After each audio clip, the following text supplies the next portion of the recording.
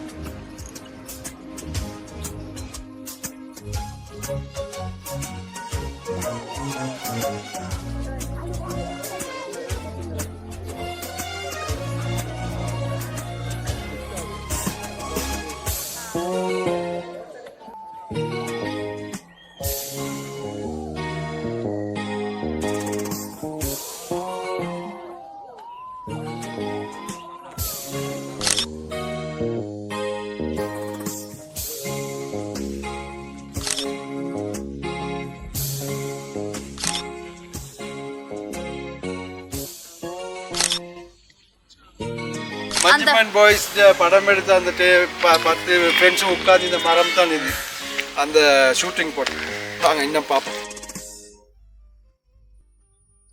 இதில் தான் set போட்டிருந்தாங்களா, set போட்டிக்கிறாங்க இதில் தான்.